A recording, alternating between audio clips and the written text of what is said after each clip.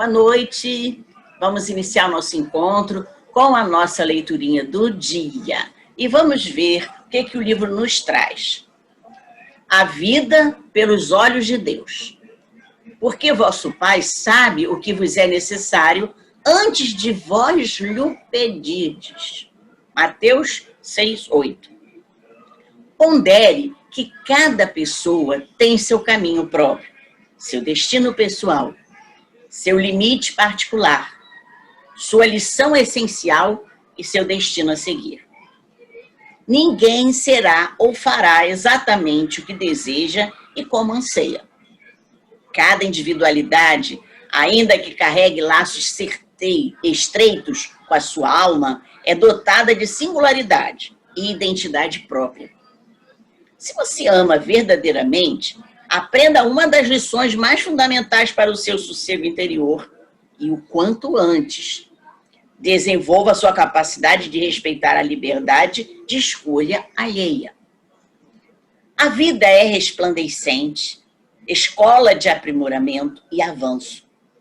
O que hoje lhe parece ruína na conduta de seus entes amados, compreenderás amanhã que é o melhor que eles possuem no acervo de suas conquistas ou uma perfeição. Deus tem seus olhos centrados na boa parte de seus filhos. Roga-lhe a lucidez que ainda não possui e entregue-se sem restrições ao fluxo de sua infinita sabedoria, que tudo provê, tudo prevê, em favor do bem de todos.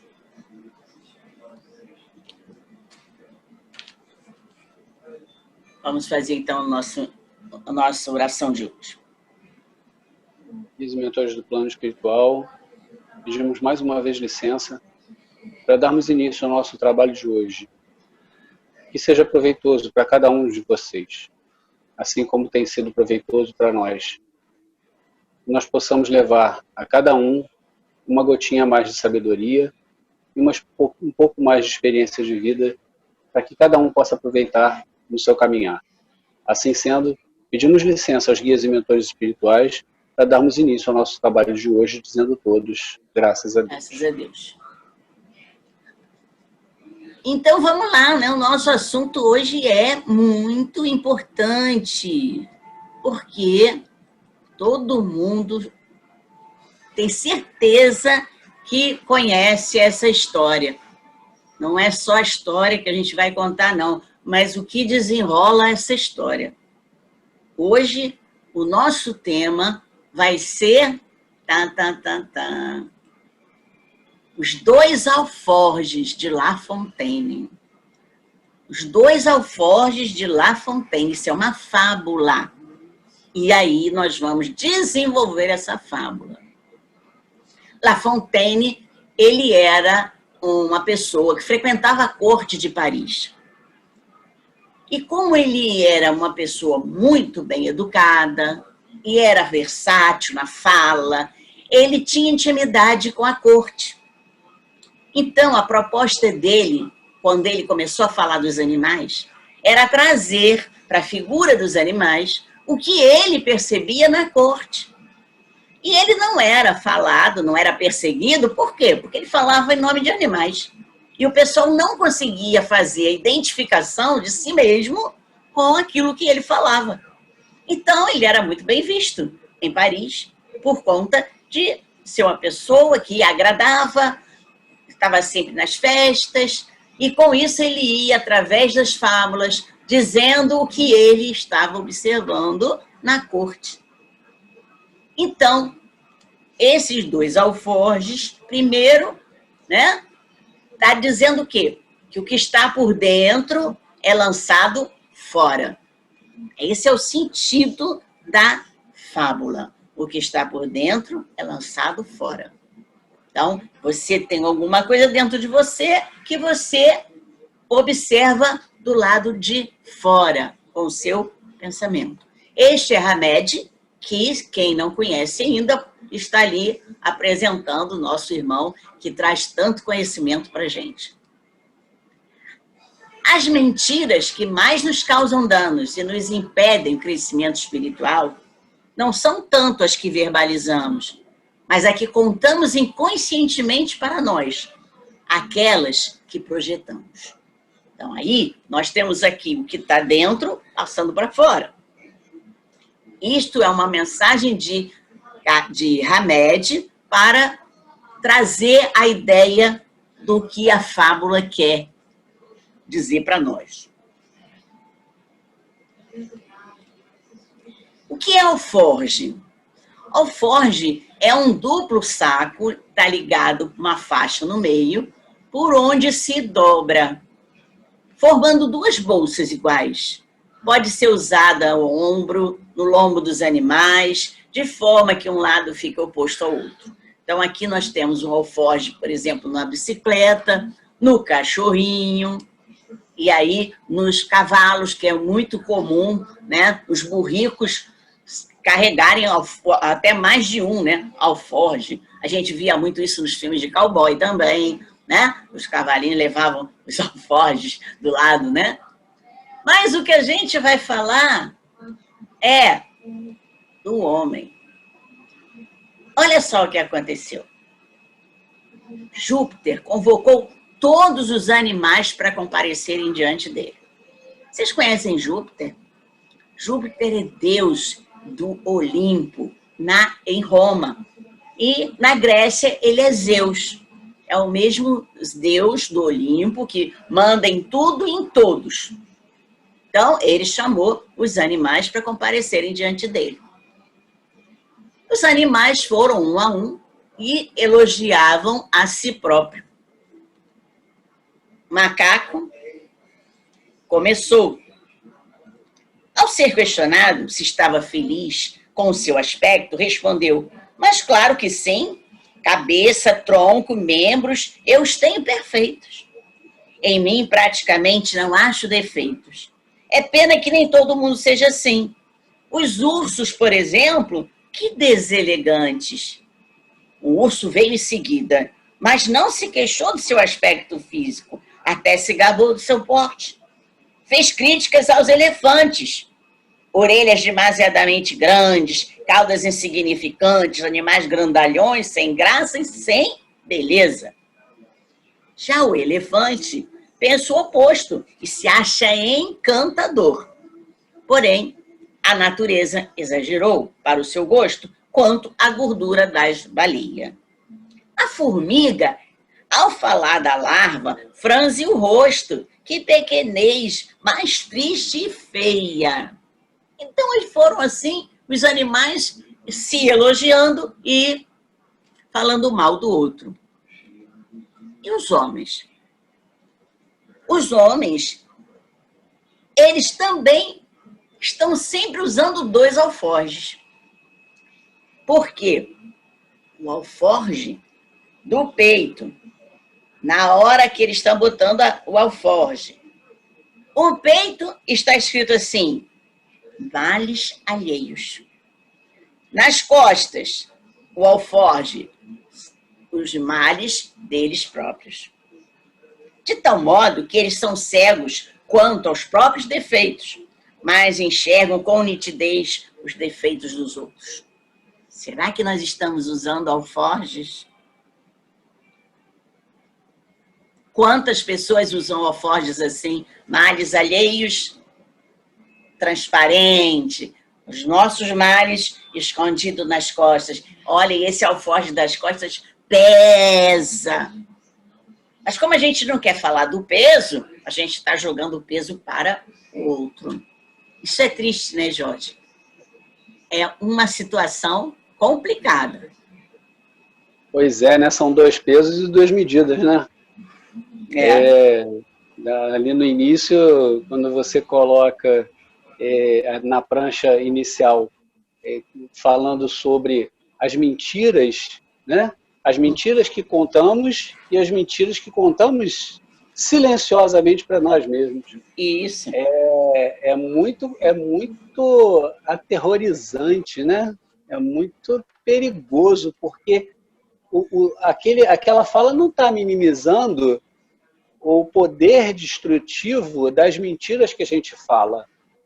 Se as mentiras que a gente fala já são devastadoras para com os outros, né? E, às vezes para conosco mesmo, mas imagine essas mentiras que nós contamos para nós mesmos, né?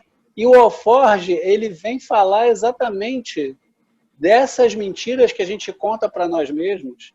Sim. Né? Quando a gente acha que a gente é o senhor da verdade. Né? Nós somos um modelo de perfeição. A gente acredita que tem que ser desse jeito. Exatamente. Eu acho, essa é uma das mentiras mais perigosas que a gente acredita. E que a gente conta pra gente repetidas vezes. Então, o que está acontecendo com as pessoas? Contamos inconscientemente para nós aquelas que projetamos. É o pedacinho que Hamed fala lá no início. Então, nós estamos dentro de nós projetando aquilo que está lá, ó, no alforje das costas, que são os nossos próprios males. Essa projeção, ela tem como objetivo evitar que as nossas sensações, os nossos pensamentos, os nossos impulsos, as nossas lembranças cheguem ao nosso consciente. Porque a gente não quer saber. Então, a gente bloqueia para que não tomemos consciência. Mas elas existem, estão lá guardadinhas. Vocês lembram da história da semana passada? Que a menina foi colocando essas sensações negativas num envelope e lacrando? Pois é isso mesmo que a gente faz. A gente vai colocando tudo isso no envelope e vai lacrando e vendo só o de fora. É bem confortável transferir para fora, agindo como se essas questões todas não nos pertencessem. Não é meu, não, é dele. Aí, ó, é o elefante que é feio, que tem orelha grande. Eu não. A larva pequenininha, coisa chata. Eu não, tô toda pomposa, igual a formiguinha. Então, é isso que é mais confortável, né? Com isso, o nosso mundo íntimo vai sendo lacrado, como na história do jardim secreto do encontro anterior. Vai sendo lacrado, lacrado e lacrado. Como funciona esse processo? Esse processo, ele tem duas etapas, o processo de se lacrar no inconsciente e projetar. No primeiro momento, eu nego o que eu tenho. Então, isso eu bloqueio um sentimento inadequado, que eu acho que é inadequado, né, em algum acontecimento. Eu acho que as pessoas não vão aceitar que eu esteja com raiva, eu acho que as pessoas não vão aceitar que eu estou com mágoa, eu quero ficar toda sorridente, então eu bloqueio. Depois, eu desloco. Então, aquilo que é bloqueado no consciente, coloca no envelope, desloca para fora de mim. Então, quando eu vejo o que está lacrado no envelope no outro. Então, são duas etapas do processo de projeção. Por exemplo, um indivíduo, num determinado momento de vida, teve um desentendimento com uma pessoa e desenvolveu um sentimento de antipatia e aversão por ela. Posteriormente, julgou que superou as diferenças e que aquele episódio é uma página virada. No entanto, ele não consegue perceber que a sua emoção pode ter sido inconscientemente projetada sob forma de uma suposta antipatia e aversão dessa pessoa por ele. O que estava dentro, jogou fora. Então, muitas vezes, eu atribuo ao outro uma questão para mim que, na verdade, eu estou sentindo pelo outro. A aversão que ele estava sentindo pelo outro, ele estava lá bloqueada, e aí ele começou a achar que é o outro que estava com aversão a ele. Era o outro que estava com antipatia a ele. Eu não sei por quê.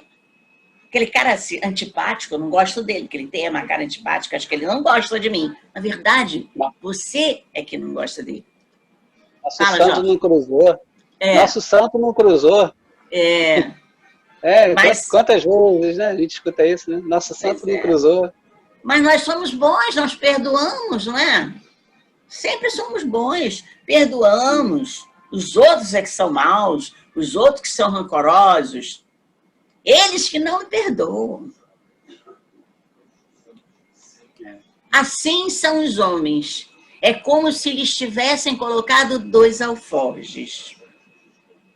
No peito, o alforje com os males alheios e nas costas, o alforje com os próprios males. De tal modo que eles são cegos quanto aos próprios defeitos, mas enxergam com nitidez os defeitos dos outros.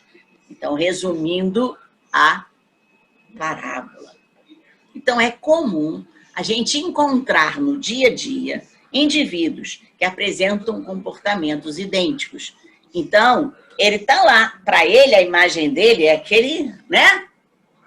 Cara bonitão, está lá, impecável. Mas ele sabe que não é tão impecável. Então, olha o que ele diz. Inexplicavelmente, ela não gosta de mim. Mas olha a cara de malandro do cara, né? Cara dele de malandro. E olha a diferença dessa cara aqui, com cabelo despenteado, aquela cara que parece que já tá meio bebão, e olha lá a pose do espelho. Então, ele começa a achar que são as mulheres que não gostam dele. Não, ele é o cara, né? Ele é o cara. Como que você vai entender que a pessoa não gosta de você se você é o cara? Isso acontece muitas vezes, não é uma nem duas, não. Muitas vezes a gente acaba culpando o outro daquilo que você não quer enxergar. E olha, muita gente realmente, quando olha no espelho, vê outra pessoa. Né, Jorge? Pois é. Figura de outra pessoa. A gente faz isso com a gente mesmo também, né? Da mesma medida que a gente faz com os outros, né? A gente olha para as pessoas e só vê... Você não conhece uma pessoa assim? Que olha para os outros e só vê os defeitos? Sim, vários. Pois é, e quando se olha no espelho é só qualidade, é o narciso. É, né? pois é. Eu sou o cara, eu sou aquela pessoa que... Não, eu só falo porque realmente as pessoas têm que se consertar, né? Nunca ouvi falar isso, não. Você nunca ouviu essa frase? As pessoas têm que se consertar. As pessoas não têm simoncol, né? Não. As pessoas não se reparam. Aquela menina, aquela senhora que bota uma roupinha mais justa, é aquele rapaz que acha que é o cara e que vai ganhar todo mundo. Né? Cada um é o velhote que acha que é o garotão, né? E vai por aí. Você já viu no elevador pessoas que entram e ficam olhando para o espelho, ajeitando, homens, né? Porque a mulher é mais comum, botar um batom, pentear o cabelo. Mas o homem, ele olha assim, a gente vê que ele se olha de cima a baixo no espelho. Uhum. Eu tinha um amigo que tocava e fazia shows em restaurante. E num dos restaurantes que ele tocava, e eu sempre acompanhava o grupo deles, na frente do palco, a parede era toda de espelho. Era muito engraçado. Ele tocava e de vez em quando ele olhava para o espelho. Ele tocava, de vez em quando ele olhava para o espelho, para se ver. Isso. Ele, em vez de olhar para o público, para ver se o público estava agradando o público ou não, ele olhava para o espelho. E ele estava lá, olhando para o espelho. Olha, a gente debochava muito dele. Era o Narciso. O Narciso. Tinha que filmar. Mas é isso, é muito fácil acontecer essas distorções, porque a gente não tá ambientado a se perceber na nossa própria totalidade, né? Na medida em que eu acredito que eu tenho a verdade, que os meus parâmetros são os basilares, então os outros têm que seguir as minhas recomendações, né? Por isso Hamed disse que as mentiras que mais nos causam danos, nos impedem o crescimento, são as que contamos inconscientemente para nós. Então é como se a gente tivesse uma vozinha que a gente não quer ouvir e falando, você é isso, você é aquilo, presta atenção, olha lá, viu? Mas só que na hora você está olhando para fora e não está vendo. Porque você é como se você não quisesse ouvir essa vozinha que está falando para você. A gente está colocando isso, está me vindo à cabeça uma situação que é muito comum, Regina. Quando a gente é menorzinho, quando a gente é criança, é muito comum no afã dos pais ou dos responsáveis, ou dos mais velhos, não precisa ser pai ou responsável, os irmãos mais velhos ou primos mais velhos, né, quererem endireitar a gente, quererem consertar a gente, mas na ignorância deles, eles fazem isso de forma emocional e muitas das vezes impulsiva, né, às vezes exageradamente. Então, é muito comum, por exemplo, uma pessoa, um primo ou uma pessoa mais velha virar para a criança e dizer para a menina: você é feia, você está fazendo as coisas errado, você é feia, tem que se consertar. E isso é uma afirmativa que vai ser incutida naquela criança, se for a menina, né, vai ser incutida nela como uma verdade absoluta. É uma afirmação de verdade absoluta que, para ela, magoou demais. E que vai virar uma crença limitadora. Ela não consegue se suportar com aquilo. Aquilo vai ser sedimentado no seu interior, mas vai ser exatamente essa mentira que a gente está falando aí, que vai sempre reverberar. Você é feia, você é feia, você é feia. E fica, parece que alguém está sempre falando no ouvido, né? Você é como isso, ela você não é ou para o menino, né? Você é burro. Parece que não aprende nunca, né? Então, aquilo vai ficar reverberando a vida inteira. Aquela criança vai levar aquilo para a vida toda. E aí, quando ela vê nos outros algum defeito, essa mentira, essa afirmação que não é verdadeira, que ficou lá marcada lá no seu íntimo, no seu inconsciente, vai ser colocada para fora em forma de aversão, de negação. Eu nego que eu sou feio, eu nego que eu sou burro, mas eu projeto no outro a feiura e a burrice que eu não aceito em mim. Sim. Agora, então, é dessa forma que vai... Uma coisa importante é não pensar que a gente não tem que chamar a atenção de algum erro. Mas a gente não pode colocar o erro como sendo uma qualidade da pessoa. Porque você pode dizer para o seu filho assim: mamãe adora você, mamãe te ama. Agora, essa atitude não é uma atitude legal. Você é um menino tão bonito e, no entanto, está deixando de pensar. Pensa um pouquinho, você tem certeza que o que você está fazendo é o melhor? Porque aí você não está dizendo que é ele que é o burro, que é ele que é errado, que é ele que é isso, que é feio. Então, aí você faz aí aquela equação matemática, né? Aonde, né, a regra de 3, não é isso? Isso. Aonde, se eu falo de forma emocional e impulsiva para a criança, no futuro essa criança vai fazer esse mecanismo de negação e projeção, tá certo? Na mesma proporção, se eu converso assertivamente, se eu trago a criança à luz da razão, para que ela chegue a uma conclusão positiva do como ela está se comportando, ou do como ela está, qual está sendo a linha de raciocínio dela e como deveria ser, tá certo? Quando ela crescer, como é que ela vai se comportar com os outros adultos? E aí, você está desenvolvendo a inteligência emocional dela.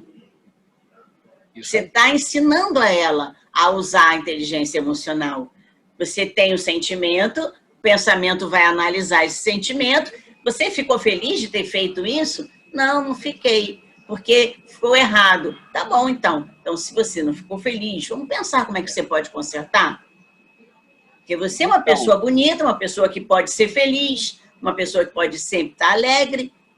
Então, é sempre fazer com que a pessoa associe, integre pensamento com a emoção. E não ficar jogando as emoções para fora e colocando tudo em envelopinhos lacrados dentro dela.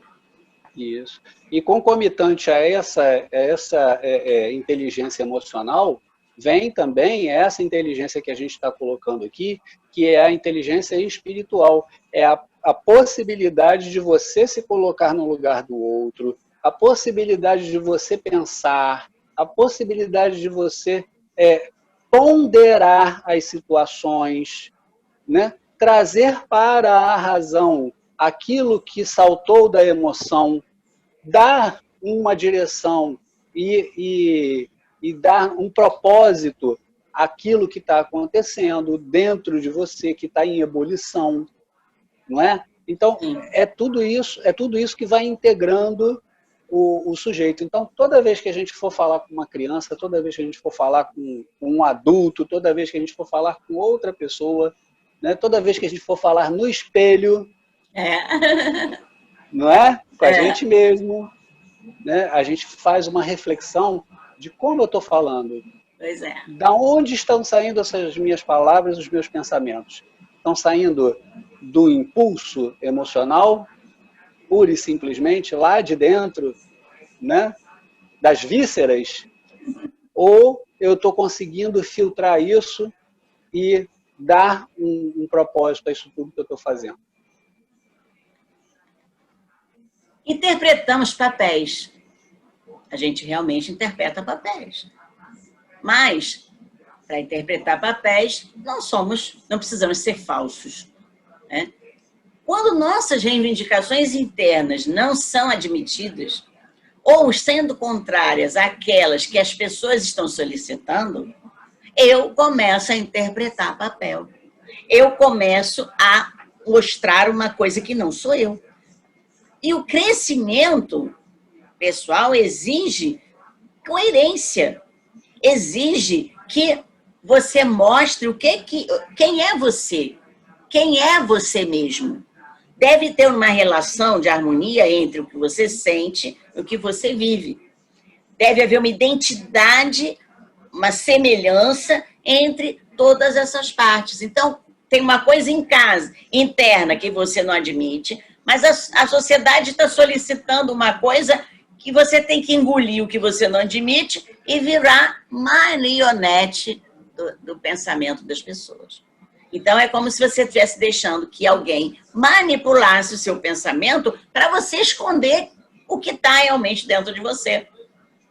Aquilo que você não está querendo mostrar, que é contrário ao que o outro... É autonegação, né? Sim. Eu preciso me negar por quê? Porque em comparação, né, a gente está sempre se comparando com as pessoas, eu estou achando que eu estou em déficit. Eu estou achando que eu estou menos que os outros. E para ficar igual aos outros, eu tenho que me comportar igual aos outros. O crescimento, então, é esse que, acima de tudo, precisa mostrar o que você significa para você mesmo. Então, o que você sente deve ser aquilo que você vive.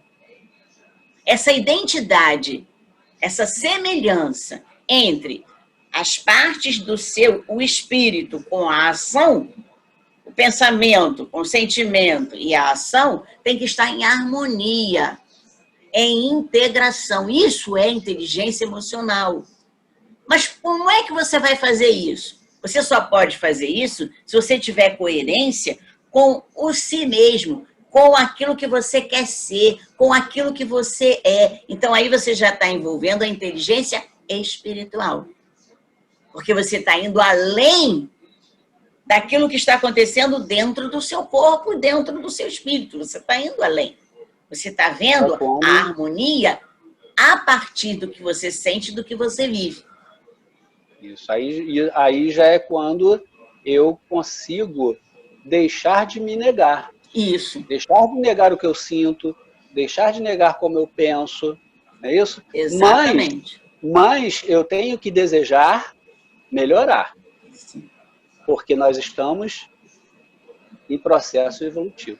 Agora, uma pergunta. Por que falsificamos nossa realidade? O que nós conseguimos com isso? Tem um preço e esse preço, muitas vezes, é bônus para algumas pessoas. Você acha que não é bônus você se esconder? Mas às vezes é. É o bônus do ego, que está ali satisfeito porque ele está protegendo a nossa coraça. Então, nós danificamos nossa própria intimidade e atravessamos toda uma existência falsa. Anseios de ser, de possuir alguma coisa, no fundo, a compensação da falta de não termos quase nenhuma consciência do que somos e nem para o que fomos criados. Então, a compensação é eu fingir que não sou eu. Então, eu escondo o que eu quero, eu escondo aquilo que eu tenho de potencial, porque eu não quero ter consciência de quem eu sou. Eu não quero conscientizar por que eu estou aqui. Então, eu falsifico a minha realidade. Eu danifico a minha intimidade. Com isso, eu também perco contato com a minha identidade. Eu me desidentifico com o meu self, em vez de me desidentificar com o meu ego. Eu vou crescendo e vou perdendo contato comigo, com o meu self. O meu ego está mandando em tudo, criando uma porção de defesas para não ver aquilo que está lá sendo lacrado. Qual é a moral da história? Sempre que distinguirmos alguma coisa fora de nós e a reprovamos em demasia, como sendo perniciosa, perigosa, pervertida, imoral, assim por diante, é provável que ela represente conteúdos existentes em nós mesmos, sem que os reconheçamos como se fosse uma força externa e não interna. Como é que fica isso aí, Jorge? Pois é, e o que acontece aí? Cada vez que a gente vai se afastando dos princípios morais da espiritualidade, cada vez que a gente vai se esquecendo de que nós estamos aqui de passagem num processo evolutivo, cada vez que a gente vai se apegando mais às questões materiais e às circunstâncias que a gente está vivenciando, pura e simplesmente, sem tirar aprendizado de cada momento, sem tirar a essência daquilo, sem olhar para frente, sem projetar no porvir, sem se ver no futuro, né? A gente vai se perdendo de si mesmo. A gente vai se desconectando da própria essência. E aí, quando a gente desvincula isso, a gente vive numa fotografia, né? Hoje, aqui, agora eu tenho que resolver, o que eu tenho que resolver é agora, e depois que tiver resolvido, nada mais importa. Já está resolvido, não volto mais atrás, né? Enquanto a minha vida estiver nesse quadrado, nessa perspectiva estanque, né? Ninguém me incomodar. Eu vou estar exatamente nesses valores momentâneos, né? Que valor que interessa para mim agora? É me identificar com os valores circunstanciais, com os valores da história e do lugar onde eu vivo. Aqueles valores convenientes, né? Conveniente. Convenção, né? A convenção de valores que existe em torno da gente aqui nesse momento. Então, eu sigo esses valores. Isso me desagrada? Às vezes me desagrada e tal, mas é uma dor suportável, né? Eu continuo vivendo na sombra. Ninguém me recrimina. Eu posso criticar todo mundo porque eu tenho respaldo desses valores circunstanciais, desses valores que estão vigentes. Tá certo? Então, eu me garanto numa âncora que não está segurando em lugar nenhum. Exatamente. Né? Na medida em que eu começo a ter essa consciência espiritual, essa consciência de transcendência, essa consciência de porvir, de saber que eu estou indo, mas não sei para onde ainda, mas que eu tenho que me preparar hoje, porque o amanhã é resultante do quanto eu estou evoluindo hoje, aí eu começo a mudar o modus operandi da minha consciência.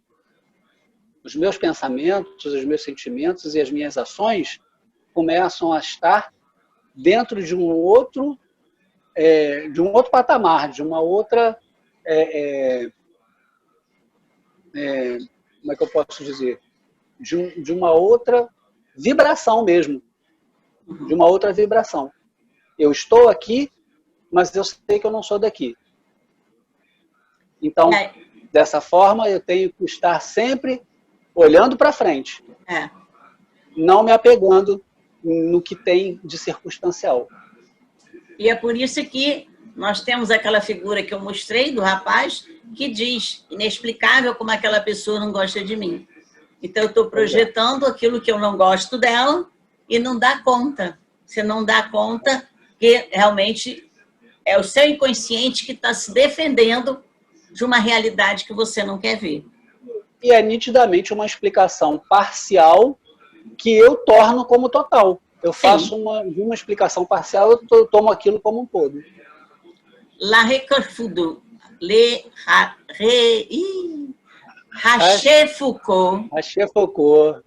Rochefoucauld diz o seguinte: deploramos com facilidade os defeitos alheios, mas raramente nos servimos deles para corrigir os nossos. Viu? La Rochefoucauld. Nossa Senhora! Acalma a língua aí. Agora nós temos a reflexão desta fábula no Evangelho. Olha da onde, como o Hamed foi buscar o Evangelho na fábula do La Fontaine. No capítulo 10, item 10, que é o capítulo que fala exatamente do processo de perdoar o inimigo, né? Uma das insensatezes da humanidade consiste em vermos o mal de outrem antes de vermos o mal que está em nós. Para julgar-se a si mesmo, fora preciso que o homem pudesse ver seu interior num espelho, pudesse, de certo modo, transportar-se para fora de si próprio, considerar-se como outra pessoa e perguntar: que pensaria eu se visse alguém fazer o que eu faço? Faço essa pergunta a vocês. Olha no espelho quando você tiver um pensamento, assim, consciência meio pesada, olha no espelho e diz: o que você fez? O que você está achando que eu estou pensando do que você fez? Conversa. Coloca você para fora de você no espelho e pergunta: você não sabe o que eu estou pensando sobre o que você está fazendo? Pois eu vou dizer a você. Então, aí, eu conversando comigo mesmo, eu vou falar a minha verdade.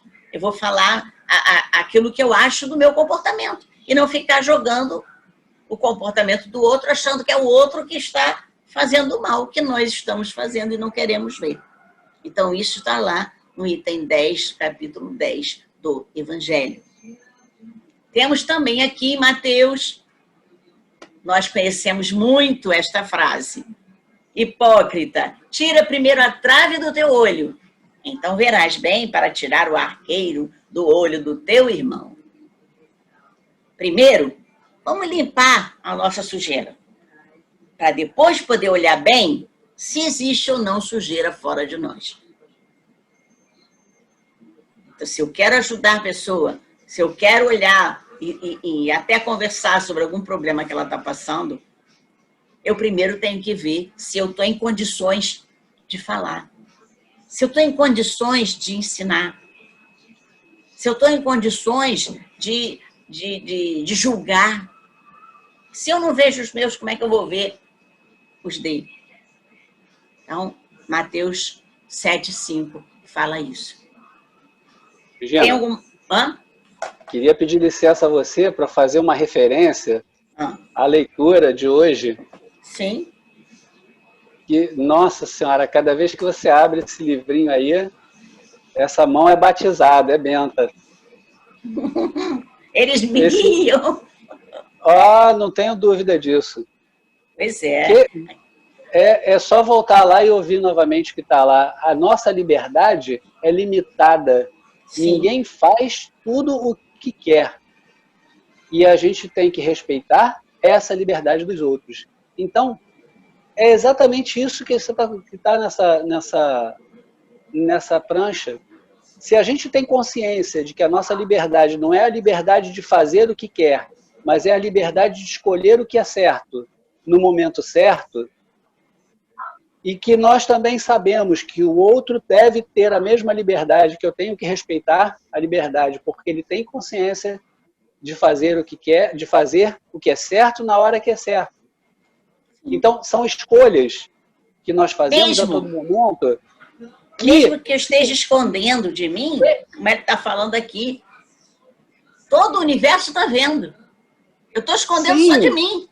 Sim, então, eventualmente, uma escolha que eu faço pode estar em discordância, em distonia com a realidade.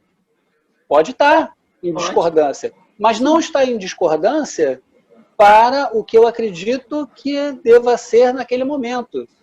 Então, no meu momento, nesse momento que eu passo, é o melhor que eu posso oferecer. Então, respeitar que cada um está oferecendo o melhor que pode oferecer. Sim. Aí, a gente lê isso aí, essas reflexões do Evangelho, né, respeitando exatamente os limites de cada um. Por isso é que é importante que a gente veja em nós primeiro aquilo que está nos mobilizando, né? O que me motiva? Aí eu lembro a todo mundo que está na hora, se você tem ainda muita coisa guardada, procure o seu jardim secreto e comece a trazer para fora o conteúdo que você não quer ver, porque é importante que você faça com que esse conteúdo se dissipe no seu caminho. Não guarde.